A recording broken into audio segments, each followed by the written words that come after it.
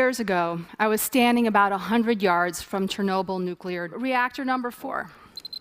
My Geiger counter dosimeter, which measures radiation, was going berserk. The closer I got, the more frenetic it became and frantic I got. I was there covering the 25th anniversary of the world's worst nuclear accident. As you can see by the look on my face, reluctantly so. But with good reason, because the nuclear fire that burned for 11 days back in 1986 released 400 times as much radiation as the bomb dropped on Hiroshima. And the sarcophagus, which is the covering over reactor number 4, which was hastily built 27 years ago, now sits cracked and rusted and leaking radiation. So I was filming. I just wanted to get the job done and get out of there fast. And then I looked into the distance and I saw some smoke, coming from a farmhouse, and I'm thinking, who could be living here? I mean, after all, Chernobyl's soil, water, and air are among the most highly contaminated on Earth, and the reactor sits at the center of a tightly regulated exclusion zone, or dead zone. And it's a nuclear police state, complete with border guards. You have to have a dosimeter at all times, clicking away. You have to have a government minder. And there's draconian radiation rules and constant contamination monitoring. The point being, no human being should be living anywhere near the dead zone, but they are. It turns out an unlikely community of some 200 people are living inside the zone. They're called self-settlers, and almost all of them are women. The men having shorter lifespans in part due to overuse of alcohol, cigarettes, if not radiation. Hundreds of thousands of people were evacuated at the time of the accident, but not everybody accepted that fate. The women of the zone, now in their 70s and 80s, are the last survivors of a group who defied authorities, and it would seem common sense, and returned to their ancestral homes inside the zone. They did so illegally. As one woman put it to a soldier who was trying to evacuate her for a second time, "Shoot me and dig the grave, otherwise I'm going home." Now, why would they return to such deadly soil? I mean, were they unaware of the risks or crazy enough to ignore them, or both? The thing is, they see their lives and the risks they run decidedly differently. Now, around Chernobyl, there are scattered ghost villages, eerily silent, strangely charming, bucolic, totally contaminated. Many were bulldozed under at the time of the accident, but a few are left like this, kind of silent vestiges to the tragedy. Others have a few residents in them, 1 or 2 babushkas, or babas, which is the Russian and Ukrainian words for grandmother. Another village might have 6 or 7 residents. So this is a strange demographic of the zone, isolated, alone, together. And when I made my way to that piping chimney I'd seen in the distance, I saw Hannah Zavertina, and I met her. She's the self-declared mayor of Kupovate village, population 8. And she said to me when I asked her the obvious, "Radiation doesn't scare me, starvation does." And you have to remember, these women have survived the worst atrocities of the 20th century. Stalin's enforced famines of the 1930s, the Holodomor, killed millions of Ukrainians. And they faced the Nazis in the 40s, who came through slashing, burning, raping, and in fact, many of these women were shipped to Germany as forced labor. So when a couple decades into Soviet rule, Chernobyl happened, they were unwilling to flee in the face of an enemy that was invisible. So they return to their villages and are told they're going to get sick and die soon.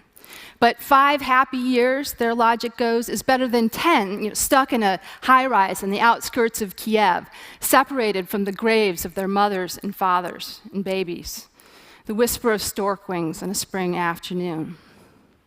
For them, environmental contamination may not be the worst sort of devastation. It turns out this holds true for other species as well. Wild boar, lynx, moose, they've all returned to the region in force. The very real, very negative effects of radiation being trumped by the upside of a mass exodus of humans. The dead zone, it turns out, is full of life. And there is a kind of heroic resilience, a kind of plain-spoken pragmatism to those who start their day at 5 a.m. pulling water from a well and ended at midnight, poised to beat a bucket with a stick and scare off wild boar that might mess with their potatoes. Their only company, a bit of homemade moonshine, vodka. And there's a patina of simple defiance among them. They told us our legs would hurt, and they do. So what? What about their health? The benefits of hardy physical living, but an environment made toxic by a complicated, little understood enemy, radiation? It's incredibly difficult to parse. Health studies from the region are conflicting and fraught. The World Health Organization puts the number of Chernobyl-related deaths at 4,000 eventually. The Greenpeace and other organizations put that number in the tens of thousands. Now, everybody agrees that thyroid cancers are sky high and that Chernobyl evacuees suffer the trauma of relocated peoples everywhere. Higher levels of anxiety, depression, alcoholism, unemployment, and importantly, disrupted social networks. Now, like many of you, I have moved maybe 20, 25 times in my life. Home is a transient concept. I have a deeper connection to my laptop than any bit of soil.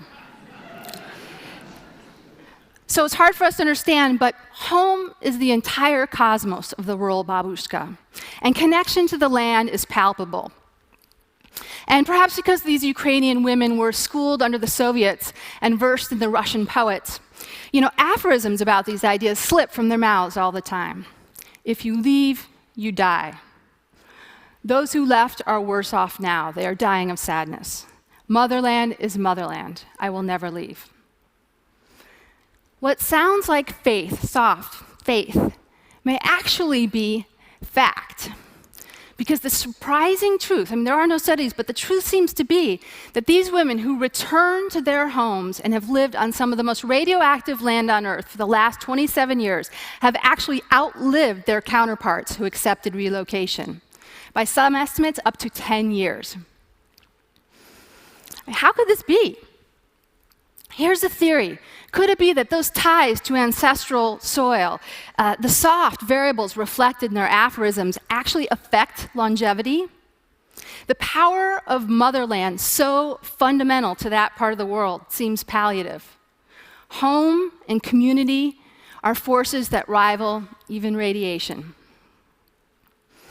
Now, radiation or not, these women are at the end of their lives. In the next decade, the zone's human residents will be gone, and it will revert to a wild, radioactive place, full only of animals and occasionally daring, flummoxed scientists. But the spirit and existence of the babushkas, whose numbers have been halved in the 3 years I've known them, will leave us with powerful new templates to think about and grapple with, about the relative nature of risk, about transformative connections to home, and about the magnificent tonic of personal agency and self-determination. Thank you.